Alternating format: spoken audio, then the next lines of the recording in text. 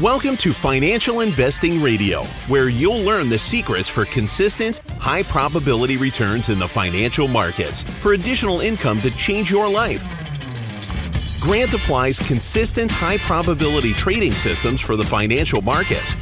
He's only recently started sharing these tried and true market secrets. As a gift to listeners, Grant is offering his roadmap to high-probability financial control. Go to financialinvestingradio.com and download yours today. Now, here's your host and trading veteran, Grant Larson.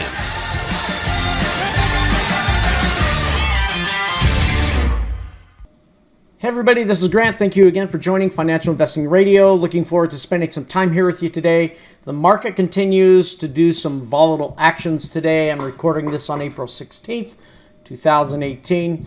I started thinking today about the innate need that each of us have to want to be right. We all share that at some level, one level or another, right? Sometimes we make the dumbest decisions when our mental state is not right. I have plenty of examples of doing that in my own life. One of the key lessons I learned from investing and trading is that it really forces you to become self-aware, right? To know your personality and your current state of mind.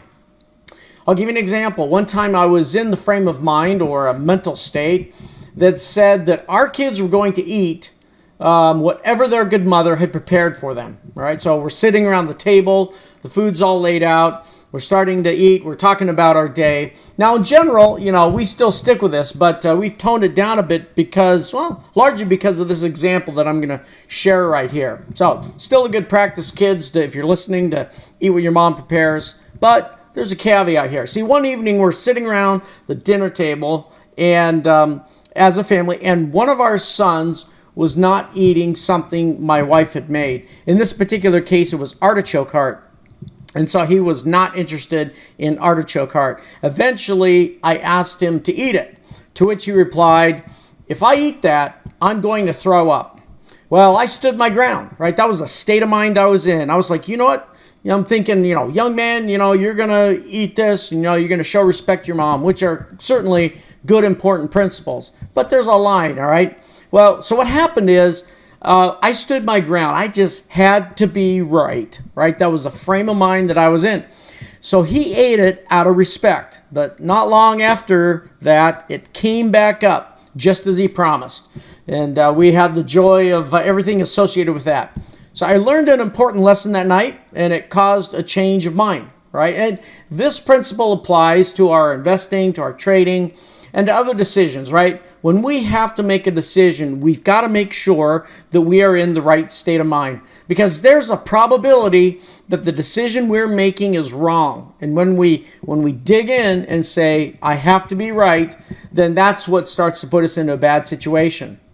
So in many cases, we don't want to accept the fact that we could be wrong. Now, to improve our probability of making good choices, we need to examine what our current state of mind is. And this is often something we don't stop to do. We end up focusing more on what are the parameters around us, what variables do I need to evaluate, and we look at the set of information in front of us and we start making decisions. Now, all those are, of course, important things to do. Certainly not saying don't do that. You definitely do that. But now add one more thing to that. That thing is, what state of mind am I in? How am I doing right now? What is that state, and how do we get into a particular state? Well, so I want to talk about some things that we can do to first just self-assess, be self-aware, all right? Now, sometimes the market will help us to get into that state, just like my son did, right? We may feel like, oh, I'm absolutely right. I've looked at everything I absolutely need to, and I'm not going to be wrong on this, right? Well, the market can teach you, just like my son taught me, and the market has taught me that way before as well. It is absolutely necessary if you are long-term investing or day trading or teaching children money principles or working on your budget or whatever it is to get into the right state. Because there are some things that happen in our brain that, narrow our focus when we get into an improper state, and it causes us to miss the wider context. So here's a checklist, right? Some things to think about. We need to understand some signals in our own body and mind. And this is just a few, okay? This is not an exhaustive list. But look for items like, am I tired? Am I angry? Maybe I had a bad day at work, right? Am I sad or angry? Do I feel anxious? Right? And again, there are other things certainly to look at. This is not intended to be exhausted. I know a trader once who would not trade when he had family members, extended family members visiting, because he learned he could not focus and he would make poor decisions, right? His ability to focus properly would narrow and he wouldn't consider all of the options. Now, we've got to make sure that we add this to our decision-making process when we talk about our financial journey. Now, in most cases in life, right, we tend to remember more about the events that are associated with strong emotional connections, right? So you can always remember where you were on a particular event when it occurred, whether it's 9/11 or whatever it might be. And this also happens in the markets as well. We could be making some decisions and then have a strong emotional event, and we remember the day that I lost all this money, right, or whatever it might be, or the day I made a bad choice on a home purchase or whatever that is. So wherever you are in your financial journey, having the emotions in a situation where it's pulling us down and not helping us improve our probabilities of making making a good decision, that is the time that we have to stop and step back and go through the kind of lists that I just threw out a moment ago. So what I'm going to encourage you today is, if you are opening a savings account or buying stocks or learning how to do your budget or buying your first home or you're day trading, be sure to stop and evaluate your state of mind and get as clear as possible before making a decision.